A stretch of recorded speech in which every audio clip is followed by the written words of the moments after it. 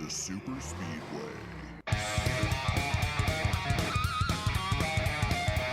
Welcome to episode 194 of the Super Speedway podcast, recorded Tuesday, May 11th, 2021. I'm your host, Eric Young, and I am joined, as always, by my co-host, James Cush. James, I had to do the notes today, and I had to check as I was reading that to make sure it's actually May 11th. Well, as we started, I thought, oh man, I didn't do the notes. I hope he doesn't Ron Burgundy anything. But you did it. You got through it. I did it. You nailed it. You nailed it. So we're off. We're off and running. Yeah. If people knew the amount of effort that goes into the show notes prior to the show, in that usually you or I jump on and spend 5 minutes scanning J-Ski and Twitter and pounding it together and trying to remember what conversations we've had throughout the week. Right. And then what else? Another thing that I do is I look back and be like, did we already talk about this? Yeah. Sometimes that does happen. Yep, so, I've done that. And then it's always like, well, what happened in the race? It's very frantic. It's very frantic. And then when it's a race like this weekend, you're like, what did happen in the race? Did anything happen in this race? I was messaging with our special guest for next week, Derek, on Twitter, and he said something along the lines of, "Yeah, we'll get it done, and then you guys have time to edit the podcast." And I just laughed and I said, "Derek, no, there's no editing in this podcast, my man. No, not very often, anyway." So take that how you want, guys. If you guys think this sounds polished and edited, we don't edit anything. That's called chemistry, people. Chemistry. The most that I do any editing is if there's something on some bonus material at the end of the closing song. Yeah. That's the extent of the editing. Or if one of us says something stupid, which, believe it or not, we do sometimes say things dumber than what we actually keep in the show. Yeah, and there's also the occasional child that causes a disruption. Yeah, or technical difficulties. But generally, there's very minimal editing of this podcast. Yeah, knock on wood. And see how this episode goes. Right. Yeah. Yeah. Exactly. So yeah, we wing it. We like the live thing. I came from radio. I did some radio in college, and I like the live aspect of it. And so you're getting the same thing now that you get if you listen to our show live. And here's the thing, man. We've been doing this for nearly 200 episodes. Yeah. We don't even have to look at each other on screen or in person at this point. We know the beats, man. We know the sounds and the grunts and the the chuckles, I guess, that mean that you need to take over. Yeah, exactly. So we got that. We can tell when the other one's struggling. Yes, yeah, exactly. All the time. And then, I just let you struggle as long as it needs. Well, yeah. I mean, I would too if I were in your shoes. Oh, yeah. It's more fun for me that way. Speaking of struggling, James. Wow. Everybody in the field on Sunday struggled except for Martin Truex Jr. Not a lie. Yeah. Not telling a lie. That's and I think even he would have said he struggled the way the car felt to him. But he did that Martin Truex Jr. thing that he does. My God. Where he takes a great racetrack and screws it all up and dominates. 248 of 293 laps led. Whew. So only two other drivers got double-digit laps led, and that was Ross Chastain, who, if I remember correctly, did it on a pit stop sequence. He did. He led 10 laps, and Kevin Harvick, who also led 10 laps. Everybody else, single digits. Ross Chastain did that thing that Brad Keselowski tried at Richmond. That's right, yeah. And it doesn't work. No. It completely backfires on people. He lost his lap anyway. Here's the thing. The only way it's going to work is if a caution comes out, and I don't know if anybody's paying attention, but NASCAR is not just throwing random cautions anymore. Right. It's happening a lot less, and especially when somebody's stretching like that, you just don't see them throwing cautions to change to reward that strategy. So I think it's a losing proposition now, and maybe it's not like Ross Chastain's been doing a whole lot. Maybe it's the only opportunity he had, but if you're Ross Chastain, you've got nothing to I mean, what are you gonna lose? You know? Go for it. So do you think Chip Ganassi is bumming that he let Kyle Larson go? Well, I don't think he had a choice. But right? Yeah, probably. I mean, Eric, I know Martin Truex Jr. won this race in dominating fashion, and we'll give him his due. That was legit awesome performance from Martin. What is it about Martin Truex Jr. that he's able to do that? Nobody else. Kevin Harvick's done it a couple times. Kevin Harvick did it at Michigan last year. Yeah, I don't know if it's. Gosh, I wish I could give you a guess. I don't know if it's just him being methodically patient. That's probably what it is. He's just smooth. He's just, yeah, I mean, he's smooth on the wheel. He rode that car up on the wall all day long, and he was sideways and slinging, and it was just a beautiful thing to watch. Yeah. I mean, I know people don't like when guys dominate, but what are you going to do? I mean, it's just, you got to be impressed. I mean, it's going to happen in sports from time to time. You're going to get a bombed out performance like that, and thank Kyle Larson for giving him a run, because that was exciting as heck towards the end of the race. Yeah, that was great. I was rooting for Larson to get there. I wanted to see them both get together and have Kyle in it, Kyle Busch. KB. Larson had like, I feel like there was a chance there once or twice, but I feel like Martin was just kind of cruising along at 90%, and Kyle was giving everything he had. I mean, that 3 wide pass in the middle, I know it's been talked about it, but man, I saw that move. All I thought was, dude, I missed this guy driving. I mean, look at that. I could hear the World of Outlaws announcer as he pulled that move, because that is a World of Outlaws style move. Larson makes it 3 wide. Yeah, I mean, the door was closing. I mean, nobody could control their car. I mean, a degree of difficulty, 10 out of 10 on that thing. Yeah. Was incredible. Just incredible. That just shows the talent that this guy has. I mean, he is one talented SOB. Yeah, just a wheelman. Just everything that we've thought he was. And look, Eric, you look at the top of the leaderboard on this race, talking about wheelmen. Yeah. I mean, Martin, kudos, got to give it to him. Wheelman all day. Kyle Busch, wheelman, and old Billy, William Byron, he is starting to flex that wheelman. I mean, 10 straight top 10s. He's becoming what we thought he had potential to be. He's graduated into, here he comes. Yep.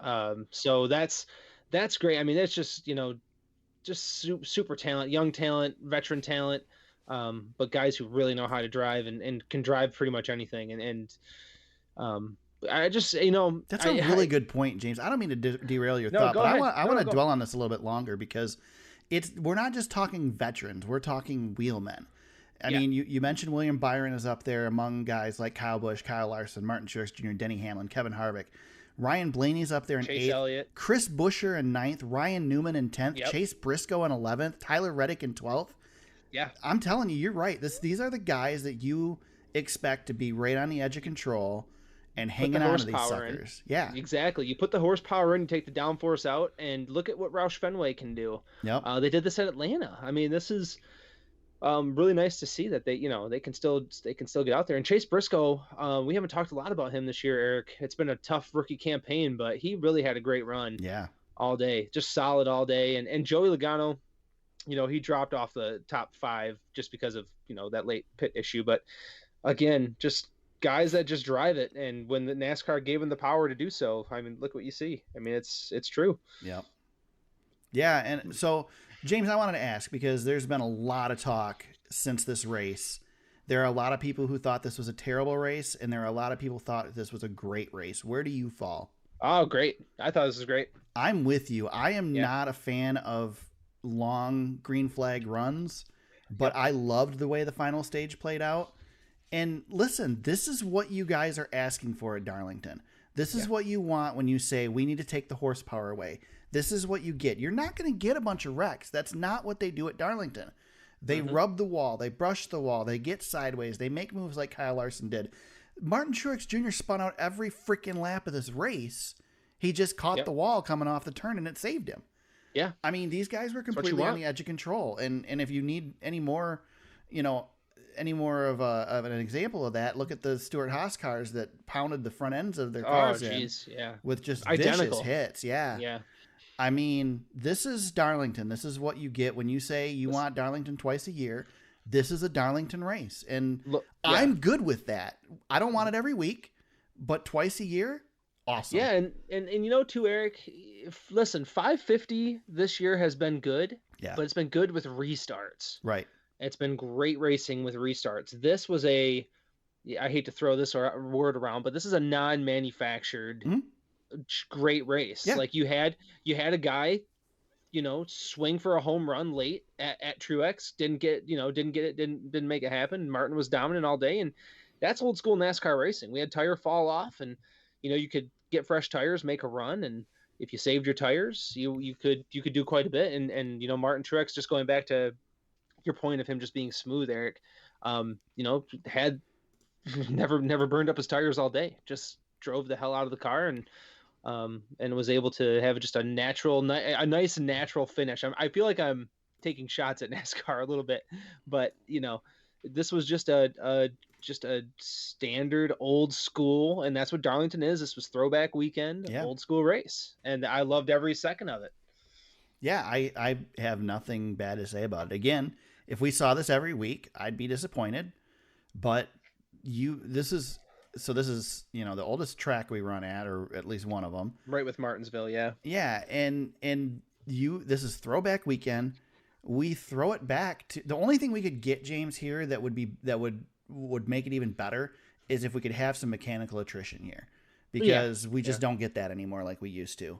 Yeah. But I mean, this is a classic race, and that's what these guys are screaming they want. So you got it this week. And if you're going to complain about that, well, then we can't make you happy. No. Yeah. If it's, you get it, you got to get a mix of results in NASCAR. And if you're a NASCAR fan and you want to say you're a NASCAR purist, that's, right. that's fine. But you have to be willing to take, and enjoy the little things that come with a show like this. Yeah, we don't want Martin Truex Jr. leading 250 laps every single week. No. But we can sure as heck enjoy the dominance when we get it, because I mean, definitely probably the hardest track to drive so far this season that we've raced on, and that was just a all-timer of a performance. Yep. With a dash of great Larson, great battling throughout the field. I mean, gosh. I mean, think about way back in the field, and I mean, it was a lot of side-by-side racing throughout. It was just every time somebody was on camera, there was, because of that tire fall off, guys were able to make runs and catch up, and it wasn't aero dependent, I guess, which was nice to see for a change. Yeah, we really enjoyed Darlington last year, and I wasn't sure if it was because we were back from the pandemic, and so we were just happy. That was racing. Part of it. That was part of it for me. But I really enjoyed this race, and I think another thing that I enjoyed about it, James, is it's 400 miles instead of 5. Yeah, I mean, I want the Southern 500 to be 500 miles. I don't want that to change, but the shorter race is nice. Yeah, if we run, exactly.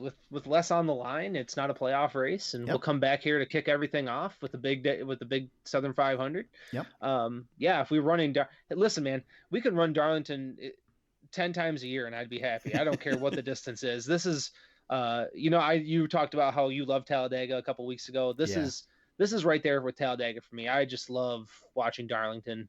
Love everything about it, and running here last year 3 times was a joy.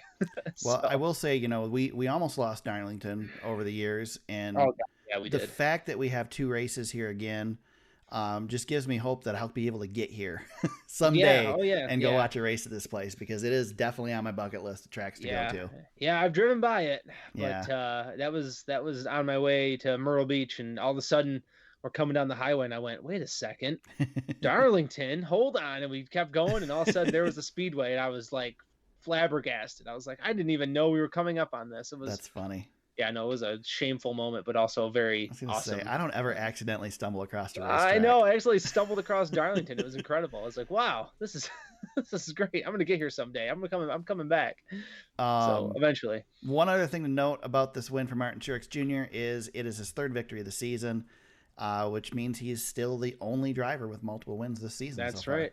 Yes, that's right. Got to be a major threat, right? Gotta be the favorite. And the tracks I still don't know that he is the favorite. I think the favorite is that 5 car, but well, the tracks he's winning on, and he's done it before. So yeah, I mean, I like him. I still like Larson. And I'm not counting out Denny Hamlin. I know he doesn't have a win yet, but he's got everything but one though. Yeah, and KFB. I mean. Yeah, again, another great run today, but yes. Eric, this is win number 30 for Martin Truex Jr. Yeah. As of 20, let me see. In 2016, he won 4 races. That was the first time he'd won multiple. Before that, he had won 3 races total in his career. So we're talking 2016 to 2021, 26 victories. That that span. It's incredible that this guy has revitalized a career that was dead. Yeah, he was mucking around, and when he went to it wasn't his fault that it was dead. I mean, he got screwed over by the Clint Boyer spin, but when he went to Furniture Row, that was just the final resting spot. Yeah, on a career that was pretty much shot, and all of a sudden that team came flying out of the gate. Him and Cole Pearn made a championship winning team out of that. Yeah, they really struggled in 2014 when he first went there. Really not great, not great at all. But all of a sudden, 2015, championship 4, 2016 4 wins, and then it was on. I mean, championship runner up. So yeah, he's he's Dale Jarrett late in the career surge, but he's getting to the point where he's surpassing Dale Jarrett. And I like you mentioning that because I like to play a little game sometimes when we get drivers like Martin Truex Jr. We look at the win list for Martin Truex Jr. He is 28th all time. Yep. And he 30 wins. He is behind, next on the list, 27th is Kurt Busch with 32. Oh, he'll catch him. Dale Jarrett with 32. Yep, he'll pass that. Fireball Roberts is 25th with 33. He'll get there too, yep. Brad Keselowski has 35. He's 24th. He won't catch Brad yet. I think Brad's got some winning to do. Bobby Isaac is 23rd with 37. He'll eventually get there. Matt Kenseth, 39. Yeah, now when we get to, we're talking 9 wins now. Now I'm like, that might not happen. Tim Flock has 39, and then Mark Martin is 20th all time with 40 wins. I think 40 is reachable, especially if he keeps doing this. Right. If he can keep this up, if he's the only guy who's going to win multiple races in a season, I mean. Well, yeah, if he wins, you got to think what's Truex got? 3 more good years in him? Maybe. Yeah, he's 41, so eventually the fall off's coming. So yeah, he's got to win. Yeah, I mean 10s. If he does 3 more years, that's 9 wins. Yeah. You got to think he's going to get more than 3 this year. Yeah, so that'd be 6 total this year and then a couple other 3s. Yeah, I mean, that's possible. That's possible. Hell, man, look at the schedule. He could win the next bunch of races here. He's great at Dover. He's great on road courses. I mean, he's got a nice favorable schedule coming up here. He could win a couple more in a row. And then we're off to the races. I don't think he'll get to oh gosh, I'm trying to think of else. I don't have the list in front of me. I know Stewart's at 49. I don't think he gets there. Right. I don't think he gets to 50. He could probably get to 40. One thing that I failed on this whole thing too is last week I forgot to note that with Kyle Busch's win last week, he ties Kevin Harvick again. Yes, he does. So. Yes, he does. The battle continues. Yeah. The war rages on between Harvick and. Pretty sure I know who's going to win that battle. But Kyle's not going. Yeah, Kyle's not going anywhere. Yeah. Anything else worth talking about with the Cup race at Darlington? Oh man, those you already talked about the big hits, but man, I've never seen cars bend like that. Yeah. Cole Custer had all 4 off the ground. It looked like. Yeah. Yeah, my brother-in-law sent me a text and said, "All 4 off the ground?" I said, "Yep, sure does look like it." That was vicious. Those are identical hits almost. That was crazy. Both those Stewart Haas cars went out that way. Yeah. And Kurt had his problems. But I mean, we talked about everybody who had a great run. Yeah. I will say, James, I played the Fox 6 bets, whatever stupid thing. Oh, Win Clint's money for the first time. Didn't do well. I only got 2 out of 6. But it's kind of interesting. That's cool. Yeah. That's cool. Figured they keep putting it in my freaking face. I figured I might as well. Only 4 people won this week. It's like, man, if I could luck into one of those. Yeah, I know. That's a couple $100. Yeah. Maybe a couple $1,000. Yeah. Yeah. So what happened to Brad Keselowski? Just no crew chief and that was it? Is that the problem? Yeah, I don't know. It's hard. Yeah, I don't know. It's a weird one, huh? Yeah.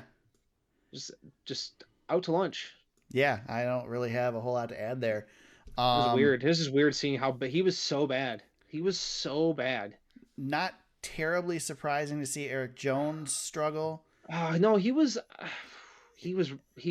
not that bad of shape, and then he pounded the wall. Yeah, I say struggle. I mean, he finished 18th, but he's never finished outside of the top 10 here. This is the first time, so. Yeah, he was borderline. Like, I left him in my fantasy lineup because I'm like, I think Eric's going to top 10 this thing, and then pounded the wall at the beginning of stage 3, and I had him in my fantasy, but I had to have him in there because Kurt was in there as well. I was going to bench him for Harvick, and then I said no, I'm going to save that Harvick start.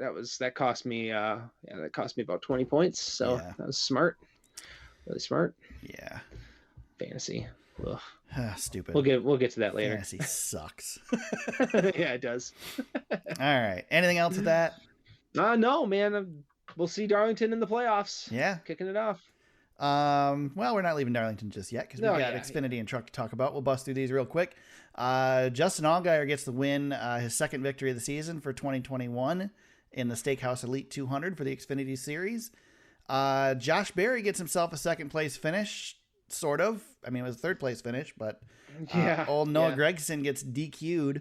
I got to give you credit, Eric. Why is that? You talked about picking him last week. I know, right? And you said the words, "I don't trust Noah Gragson." God, that would have killed me. And he got a DQ for 0 points. Yeah, $100,000 down the tubes too. Yeah, they are appealing it, so we'll see. Okay. Appeals usually don't win, but they could probably lessen that. $100,000 down the tube, plus potentially another $100,000 because he's no longer in the running for this week at Dover. Yeah, that's a bummer. Yeah. So, but how about Josh Berry, man? Second place finish. This guy's got an Xfinity ride next year, right? Yeah, he's legit, man. Junior's got to put him in a car next year. He's running really well. He's running. Let me see. I want to look at his season stats so far. 4 top 10s. Average finish 19, but I feel like he's coming on. He's had some bad finishes, just rookie mistakes, and I think he's gotten rid of those. But he's coming on. Yeah, he's been running really well. That's awesome. I gotta think he's got to be able to get the sponsorship behind him to run a season next year. You got Dale Jr. back, and you can get it done. You would think. Yeah, absolutely. So, absolutely. Let's see. Anything else really worth noting in this one? I don't think there was a whole lot that was too terribly exciting. No, I thought Daniel Hemrick was going to find a way. Just didn't make it happen. Yeah, Hemrick just, again, right there until the end. You pissed me off because, of course, you picked Allgaier to get the win. Yeah, we're going to get to picks. Don't you worry. Allgaier leads freaking 10 laps and wins the damn thing. But yeah, well, that happened to me twice this weekend. Yeah, I know. I'm well aware. Not seeing Austin Cindric. Obviously, Austin crashed. Yeah. Late in the race, but yeah, I mean, he had a good run, 34 laps left. I mean, he's, don't let that bad finish fool you, but not letting. I mean, he doesn't finish 29th very often. So Jeremy Clements finishes 5th. That's a good run for them. Ryan really Sieg 8th, and Alex LeBay 9th. Yeah, even Brett Moffitt, 7th. There's some weird dudes in the top 10 for the Tommy Joe Martins finished 14th, James. I mean, yeah, it's weird. It's weird. David Starr, 16th. I mean, it's a weird. Ty Gibbs, I know he wins everything, but right. I mean, I will say Ty Gibbs only came through the field 3 times because of pit road penalties. That's what I wanted to say. Don't let the final result fool you. That's a great run for a first timer at Darlington. Yeah, that's 17th at Darlington. And Fox didn't cover it, but I believe he was the one that I think he got a penalty on one of his pass-throughs too, because it popped up on a screen again that he had a penalty and they didn't acknowledge it. So he might have gotten 3 penalties in this race. Yeah, I mean, listen, man, that's going to happen when you're that age doing what he's doing. You're going to have that. You're going to have races like that. He can't win every week. Let's see. 54 speeding on pit road on lap 52. And then 54 speeding on pit road lap 131. So no, it was just the 2. Yeah. But still, man, that sucks. Yeah.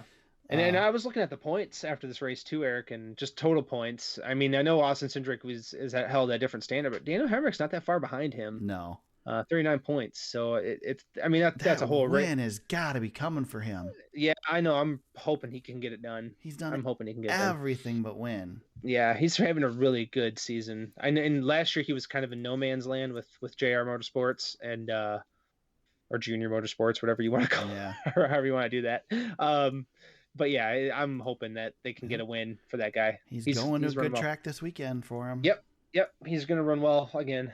So, The Truck Series, liftkitsforless.com 200. Sheldon Creed leads 7 laps to get the win in the Wreckfest. That was, my God. That was something. John Hunter Nemechek, I think, was the truck to beat. But the 2 KBM's trucks get wrecked on the restart late in the race and take out the majority of the field. That was, I don't know, Eric. I'm trying to think. Like, I remember when Jimmy Johnson didn't go at Dover a few years ago. But Tony Stewart and Casey Kane at Chicagoland the one time. Yeah, I don't. Boy, I don't remember non-super speedways having that big of a pileup. I don't remember. I remember one pileup like that, and they acknowledged it on the broadcast.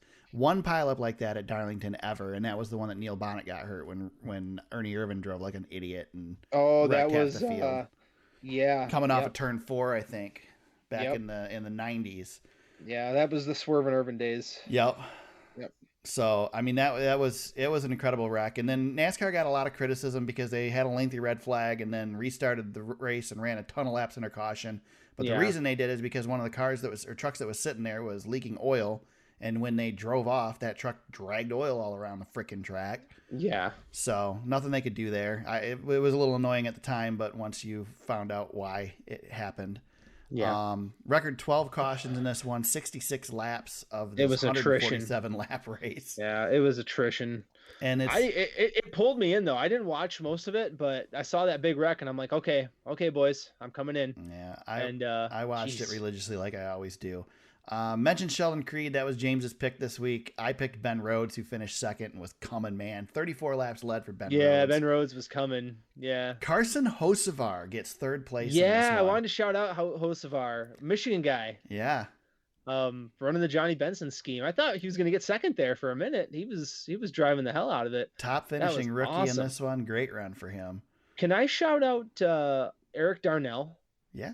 Showed up, hasn't run Camping World Trucks since 2008 and drove to a 17th place finish at Darlington, racing his old paint scheme. That's awesome. Hasn't run any NASCAR since 2012 was the last time he's been in any sort of NASCAR sanctioned race. So 9-year hiatus, comes back.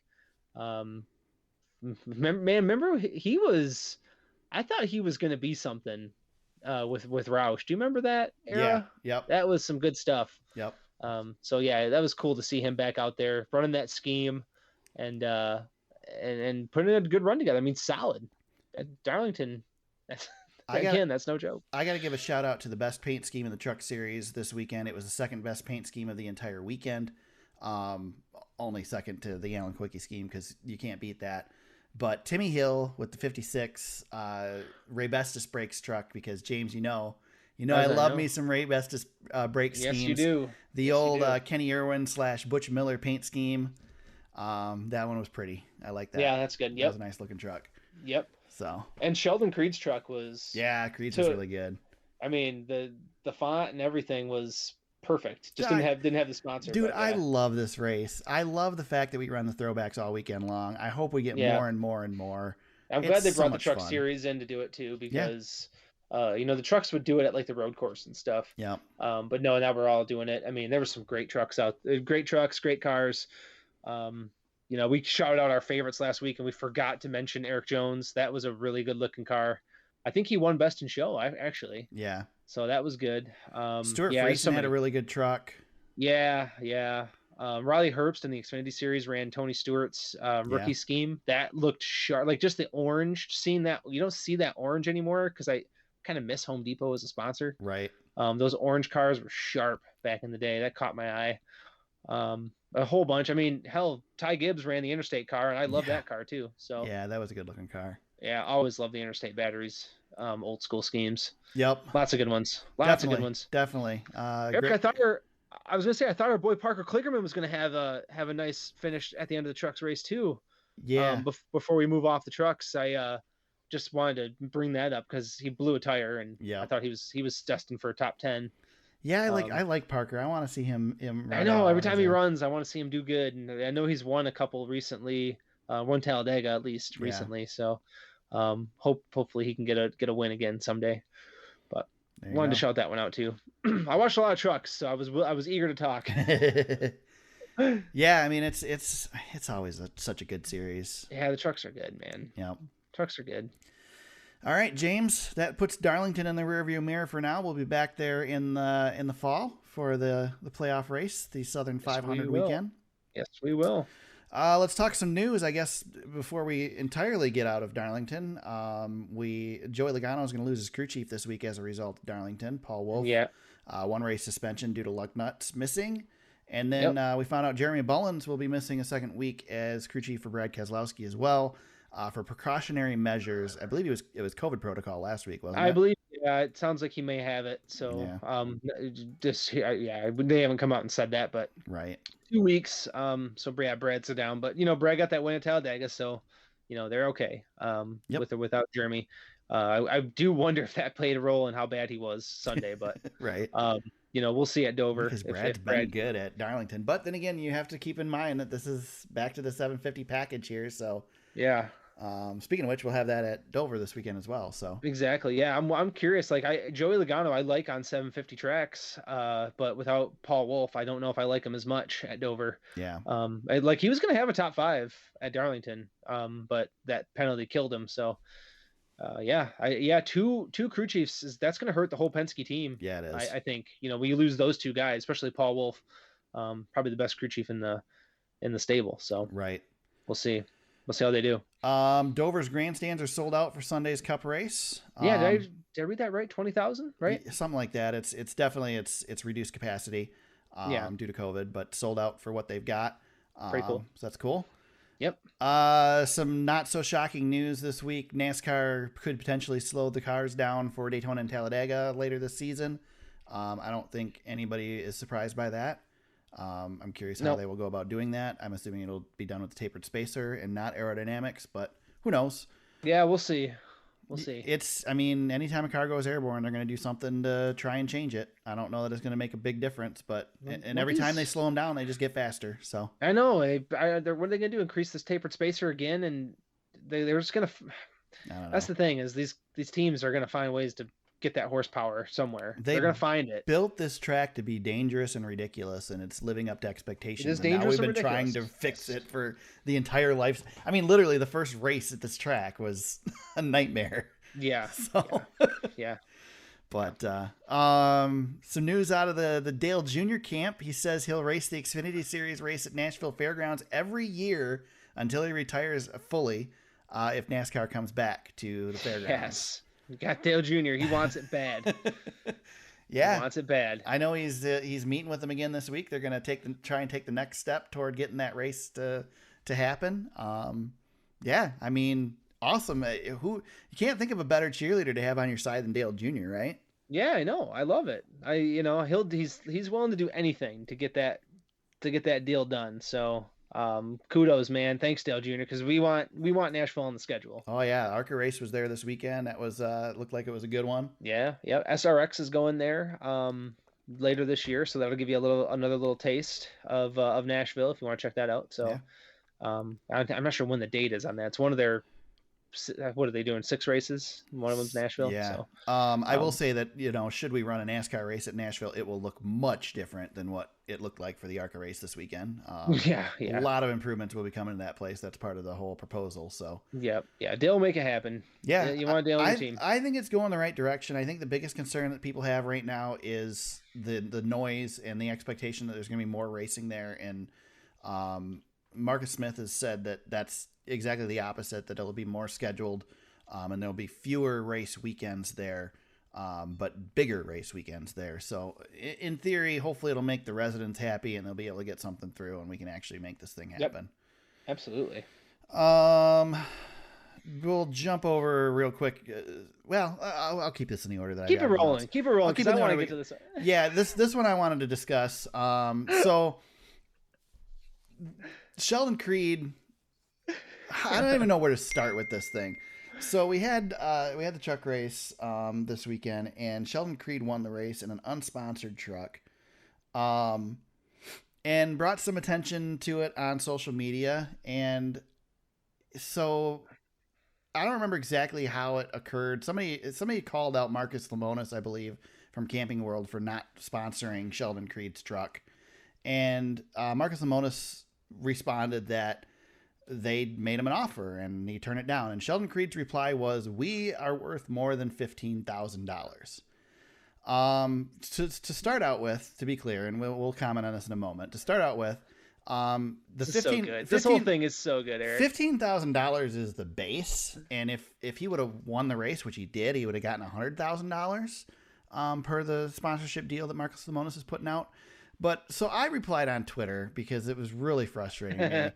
And I said, is Sheldon Creed really implying that Marcus Lemonis and Camping World are not doing enough for the NASCAR Truck Series right now?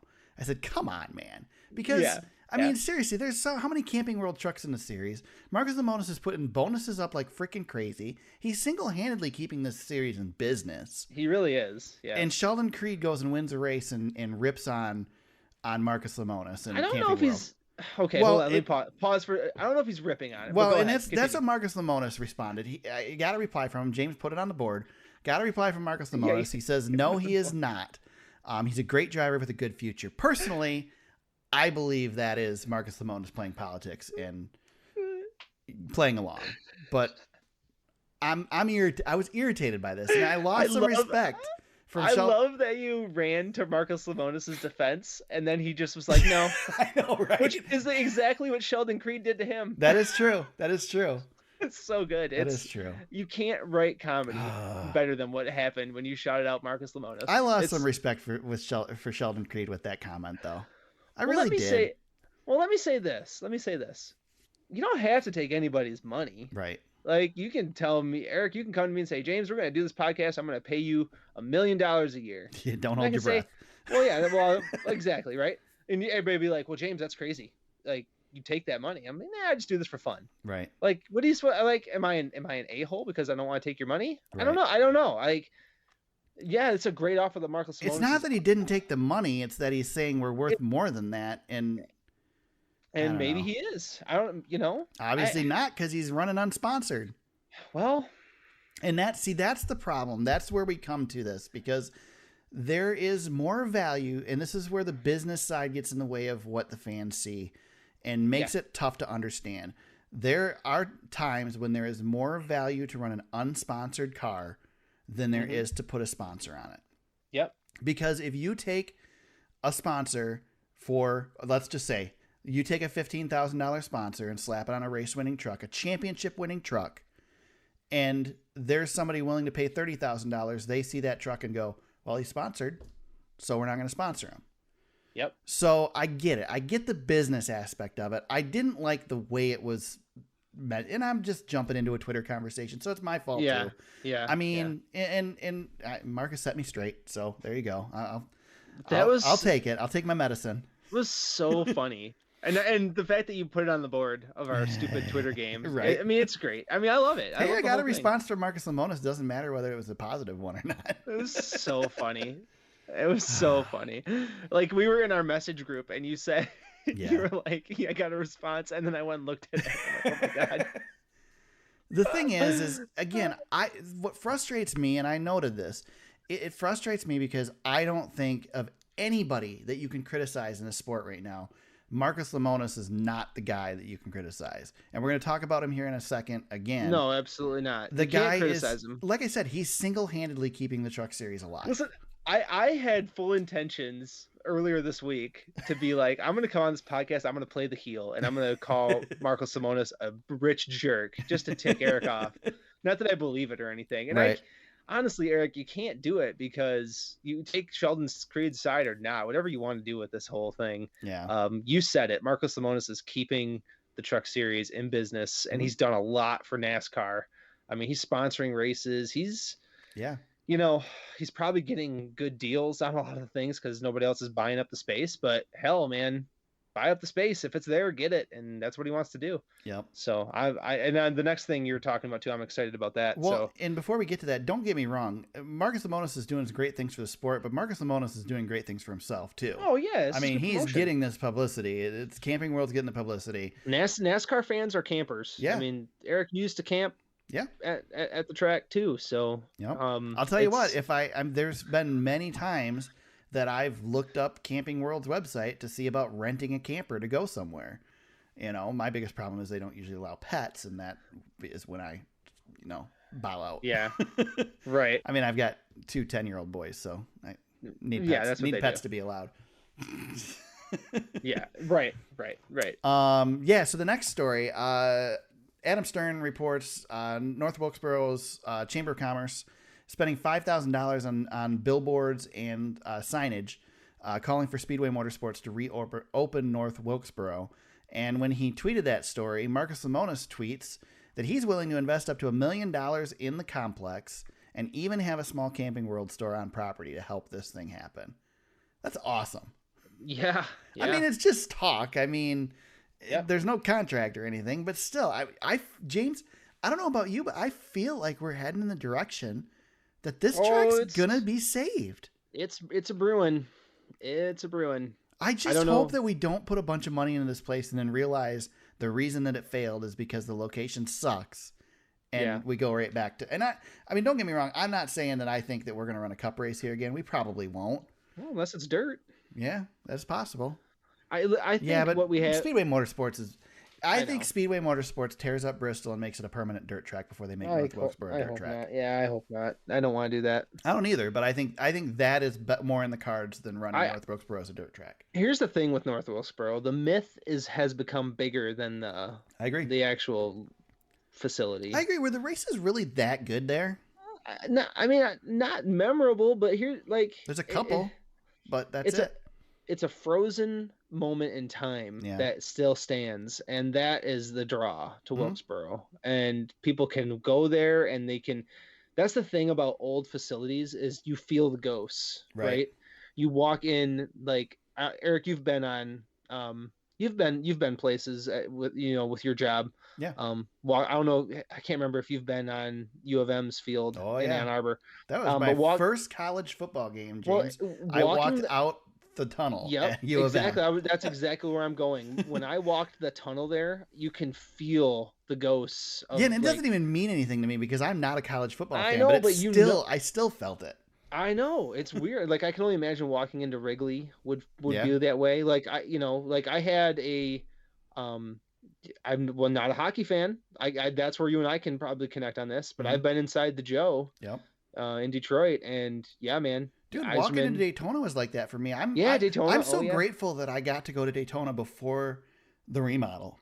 Yeah, me too. Because I walked into those old stands. I walked into those, folding chairs, bolted down to the wooden grandstands, and I'm glad I got to experience that. Yeah, you could feel. I don't know about you, but Dale Earnhardt was there. Yeah. I know what you mean. That's the thing, and that's Wilkesboro. That's Wilkesboro. Yep. And not to say that we're gonna do this and then it's gonna be a complete bomb. Because if you sit here and think about, we just talked about 2 really old tracks that we love in Darlington and Martinsville, that still put on great shows. We look forward to them every year. So it's not to say that because it's an old track that it's only myth. Maybe it will continue to put on good shows like that as well. Yep. I mean, not that the new tracks don't put on good shows as well, but I mean, I don't know. It's a short track. I think that's the biggest thing. It's a short track. Yeah. If we could add this back to the Cup Series, if we could get California with the short track, we're clicking towards where we want to be with some short tracks in the series. Yeah, we are. Yeah, we are. Yep. So exactly. So yeah, let's see what happens. Yeah. I mean, I'm optimistic. It's sounding really good. Yeah, I mean, there's momentum. You got 2 guys leading the charge in Marcus Smith and Marcus Lemonis that can get stuff done. And that's what the Rock didn't have in Rockingham. The Rockingham, they got it back. Yep. They got the trucks there for 2 races, and it died again. Yep. That's my worry, though, James, is that's what we're going to get at North Wilkesboro. We're going to get the trucks or the Xfinity Series, and people just aren't going to buy into it, and it's going to be another Rockingham. Yeah, exactly. Because Rockingham is a great track, and that truck race was a good race, and people just bailed on it. They just didn't support it. Yep. So. Yep. Any other news, James? Did I miss anything? No, man. I think we're good. Let me. I was going to check the Twitters really quick just to make sure we don't have an iRacing event or anything like that. No, tonight, that this week. So. While you're doing that, I'm going to just recap last week. We talked about the picks a little bit, but we'll kind of run over them. James, Sheldon Creed, and Justin Allgaier both got wins for James. Denny Hamlin was his pick for the Cup Series. I picked Kevin Harvick. Hamlin did better, and James is now ahead of me again in the picks. That was, Eric, you had your second 100-plus point week. A great week. I know. You had all 35. You had 35 and above for all your picks, and you ran into a buzzsaw. Yeah. 145 points you got this week. That's the most this season. You had you had several great weeks. Yeah, you die. I mean, you've had some bad ones too.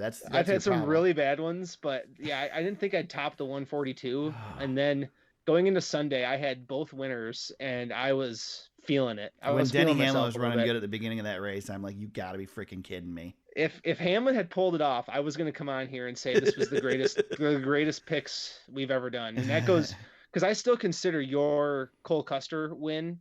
Yeah, our greatest. That's our greatest picks moment, and I don't know if I'll ever top that. But man, I felt like I was close. I felt like I was close. If I could have pulled the Kyle Busch sweep on you, that would have been. Well, perfect. I had the Cole Custer, and I also had the Kevin Harvick sweep at Michigan. Yeah, that was good. Well, that was. But Cole Custer was out of nowhere. And I still call that, man. That was a screw job because you led me in. You pulled the rug out on me on that one. Whatever. Got your Kevin Harvick picks in, flip-flopped it on me. Terrible. So James is 31 points ahead of me. He's got 1,030 points to my 999. Almost made it to 1,000. Almost there, man. One more. Yep. So with that, I get the first pick this week. And I'm struggling with this Xfinity pick because I'm trying to decide whether I go with my first thought or I play defense.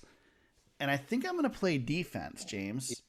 Which is it's not entirely defense because I also kind of favor this driver as well. So you can't pick Justin Allgaier this week. I cannot. So if I pick Justin Allgaier, that he's got great average finish here. He's got a win recently. Yeah, he's got a win recently. That's lots of laps led. That's an easy pick. But if I don't pick Justin Allgaier, you can't pick him.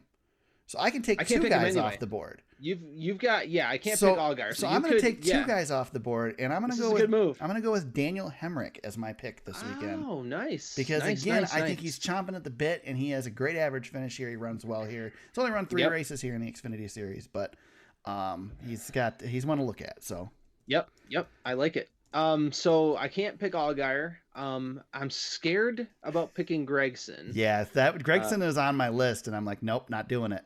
I can't do it. So I'm gonna fight fire with fire. I'll take Austin Cindric. I knew that's where you were gonna go if I went with Hemrick. No, I gotta play. Yeah, well, I'll see. I'm playing defense to your. I'm playing defense to your move. So Austin Cindric for me, and then I would not be surprised if you got the win with that one this week. So I am gonna go for my cup pick. I'm going with Mo, man. I gotta go with Mo. And I'm going to go with the guy who runs well here. It's one of his home tracks, and he just won. One of his 7 home tracks? Yeah, he just won. Yeah. Martin Truex Jr. is my pick for this one. MTJ. I can't say you're not going to win that one. Yeah, that's the thing. That's why I like what we did this year, Eric. I like that you get to pick first now coming out. You get a chance to bounce back. I like the fact that you can't sit there and pick the same driver and that stuff too. I mean, the rules are good. Yeah, I like it. Yep. And then and thanks to Todd for that. That was a good suggestion. So I can't pick Denny Hamlin. So he's off my board. So that sucks. Yeah. Keep in mind again, this is the 750 package now. It is not the package we've had recently at Dover. Right. Yeah, and so I would have like I mentioned earlier, I would have liked Joey Logano here with the 750 package. I'm gonna go something a little different. I'm gonna reach a little bit. Okay. But maybe not as much as you would think I'm going to reach. I'm going to say William Byron. That's a good pick because Byron has run really well here. Yeah, I'm going to go. He hasn't won here, right? No, he hasn't won. But obviously not in the Cup Series. He was really close once, I believe. Yeah, let me look. Hold on. Kyle Larson's also a good pick here, by the way. Yeah, that was probably pretty dumb of me. But yeah, he's obviously hasn't run here recently. I believe Byron had a race that he had won here and then blew it at the end. Yeah, he doesn't have a win in the Xfinity Series. Let me check the Truck Series. He does not have a win in the Truck Series either here. So yeah, I don't know, but we'll see. I'm optimistic. I'm more picking him based off of how good he's running this season. Oh yeah, he's a good pick right now. Just period. He's toasty. He's one, James. He's like Kyle Larson right now. There's no bad place to pick him. Yeah, exactly. Yep. Yeah, he's just. I feel like he's gonna get me a top 10 regardless. And you've got the favorite. Truex was the best pick here. So yeah, so we'll see. I had to take it. Yeah, there's no Jimmy Johnson in his prime. Right. So yeah, I like that one. That's really I think Martin Truex Jr. right now is the closest to Jimmy Johnson in his prime. Yeah, he's ripping him off right now. So yeah, that's good. Really good. All right, fantasy league. Fantasy sucks. Hey, you're still doing okay. I know. I'm still second. You're doing just with fine. That 9th place finish. Yeah. Hold on, I'm loading it up, so it takes that. Justin 713 gets the win this week. Yeah, and he's. I guess we're gonna do a combined shout out for him. Yeah, we have. I don't know if you can get a shout out by asking for one. But I mean, if you're winning the fantasy league every week, I feel like you're in, man. Yeah. Golly. I mean, he's making a run. So Justin Carrier is his actual, and that's what he goes by on Twitter, but Justin 713. Yeah, he's been running really well. And last week I called Ranger the GOAT, and was that premature? I don't know. I don't know. He's still back in 9th right now, so he's got a ways to go to catch up to us front runners. Wow. That's the most braggadocious we'll ever be. But yeah, Justin gets the win. He nips Team Draft Tona, and then Rusty W2. And Ranger tied for 3rd. So, I mean, Ranger's still there. Yeah, Ranger continues to run up front. Fast to the Grass and Smokey come back. James, both you guys caught up a little bit this week. A little bit, yeah. Fast to the Grass is getting kind of nervously close. He's there. Fast to the Grass is there. He's coming for you in 3rd place. I'm still lingering. I'm 18 behind. But Bird 8U is 1 point behind me. And we have a little bit of separation to our friend Baron. So, but Ranger, he's at 2409, and you're second with 2171. He's going to be up front for a long time. Yeah, he's going to be up front for a long time, and it won't be me catching him. So, James, get your crap together and get up here. Yep, exactly. Exactly. Oh man, fantasy. I'm telling you. Stupidest thing ever. It's just the stupidest thing ever. Yeah. Good stuff. What are you gonna do? I feel like I had another shout out, but I can't remember for the life of me what it was. I know Justin was on the list. Oh, you know what? I do remember what it was because I retweeted it so that I would remember what it was. So, James, you got any other shout outs while I'm looking for this? No. I'm actually glad Justin said something though, honestly, because he's been a follower of ours for a while. Yes, he has. Follows us on Twitter, so obviously. Yeah, I'm giving him crap about asking for a shout out, but no, he's awesome. He's a good guy.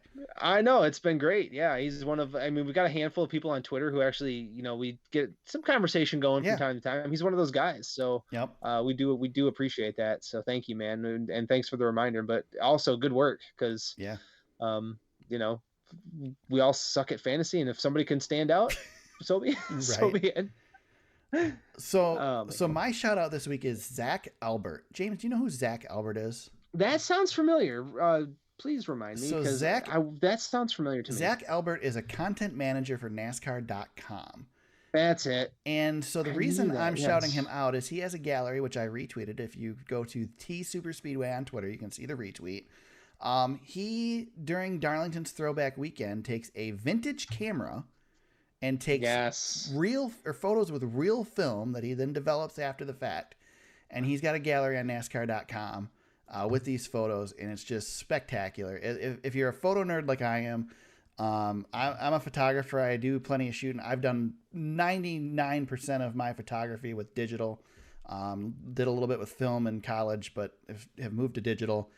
And it's just cool to see these old photos. And he's got a picture in his Twitter feed of the camera that he used, and his old 1970s camera that you actually look down into to take these photos. And it's awesome, man. So, very cool. The throwback stuff is just awesome that we get to see, for this weekend. I love the fact that we do it. I'm totally fine. I feel like it should be the Southern 500 because that's our historic race. But I'm good with it being this one. I mean, as long as we have it. I know. I guess too, like teams don't have to worry all about it for the playoffs either. They exactly. Can just That's go there and race. Biggest thing is with the race in the playoffs now, your sponsors want to put their name on the car and be recognizable and all that. And I get it. Eric, I'm on Zach's page now, and man, that Eric Jones car, we really screwed up last week not talking about that. Yeah, it's a good looking car. It's a man, really it's good just so sharp. That yellow highlight on the front doesn't beat the Kulwicki car, but it's close. No, yeah, it doesn't beat. Yeah, Corey LaJoie wins, but yeah, it's really well. Good. Not only does Corey LaJoie win, James, but Corey LaJoie also duplicated the photo of Alan Kulwicki standing with the Xerox car at Daytona. Yeah, with Alan Kulwicki's legit fire suit. Yeah, that was good. It wasn't a replica fire suit. It was Alan Kulwicki's fire suit. Yeah, that was good. And come to find out, Corey LaJoie is a big Alan Kulwicki fan. He's racing the 7 car out of the Alan Kulwicki shop in the Cup Series. How freaking awesome is that? Yeah, I know. That car was undeniably my favorite of the weekend. I don't love Corey LaJoie, but I have to love him a little bit more because of that. Yeah, I don't. Yeah, I just. That was so well done. Yeah. I don't know if I don't know. Man, I'm trying to think of a paint scheme I've liked more than that one. Yeah. I mean, Byron ran the. I will say though, James, being the Dale Jr. in me is a little disappointed because the gradient wasn't perfect. It doesn't match up. It's not perfectly. Yeah, I know. That's hard to do. The Xerox logo is a little different. You know, it's a little different. Tweaks. Yeah, there's little tweaks on it. Yeah, but it's really good. It's at least got the number font right. Yeah, yeah. When Byron did the City Chevrolet Cole Trickle, was that last year? That car was just so sharp. Yeah. I mean, always has been sharp. That's probably one of my favorite ones. And too. I think possibly maybe one of the best all time is the 42. That Larson when Larson ran Kyle Petty's. Yeah, when Larson ran Kyle Petty's 42. Yeah, that one was pretty darn perfect. So that's probably the best it's ever gonna get. Yeah. I don't know. Brad's Miller High Life or Miller Jr. draft car was pretty good. I don't know, man. Yeah. There's been some really good ones. Yeah, I know they're tough to. We could spend a whole podcast talking about these throwback cars. I know. They're tough to beat. Definitely. It's great. It's our era, man. You know. Yeah. We're NASCAR 90s and. That's just, you know, I need a Kodak number 4 from Kevin Harvick at some point. That would be cool. But I know it's never going to happen. Probably not. It's just not. But I need it. I need it in my life. Yeah. I loved that car so much. Harvick's paint scheme wasn't bad this weekend either. That was kind of cool. He didn't even release it until the day before the race. I know. Which was really cool. It's kind of Richard Childress-esque. Show up at the track with it. That's what you do, yeah. Yep. That's what he did. Yeah. Nobody knew what that car was going to be after Dale Earnhardt had passed. Yeah. So exactly. So I liked it. Just a note on that. You know, it's an interesting story that I didn't realize until not too long ago that the reason that Kevin Harvick drove the 29 was because Richard Childress went to NASCAR and said, "Give me the lowest number you have that doesn't have a 3 in it."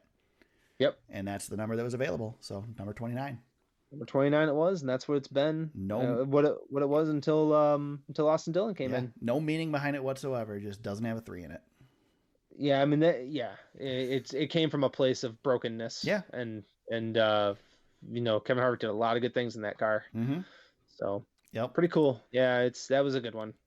On that note, James, where can people find you if they want to talk throwback paint schemes with you during the week? Yes, at James Cush on Twitter. You can find me at TSuperspeedway on Twitter. You can find the podcast on Facebook at facebook.com/TheSuperspeedway. Just a heads up, you guys send a message on there. It's probably James replying because he's way better at it than I am, but you can chat with us on Facebook too. We'll get those messages as well. So again, facebook.com/TheSuperspeedway. Our website address is thesuperspeedway.com. You can find old episodes of the podcast there. Show notes, links to articles we discuss, past race coverage, photos, all that stuff can be found there. And you can find the podcast on Apple Podcasts, Spotify, Google Play, Stitcher, and SoundCloud, wherever you found us today. We hope you subscribe and continue to listen. We go to Dover this weekend. I believe it's Dover International. What the heck is this racetrack called now? They keep changing it. Dover Super Speedway? No, I think it's just Dover. I don't know. It's Dover. It's just Dover. We go to Dover. It used to be Dover Downs. Now it's just Dover. The monster, Miles the Monster. We'll see if he gets anybody this weekend. 750 horsepower package. We'll be back next week to break it all down, and then we'll preview Circuit of the Americas, James. Yes, Going Coda. to Coda. Yes, with awesome. our special guest, Mr. Derek Winter, coming on. There you go. So we're gonna have a 3-man pod next week. That's gonna throw everything off. Make sure to check us back out next week. We'll be back to discuss it all. Until then, everybody, let's go racing.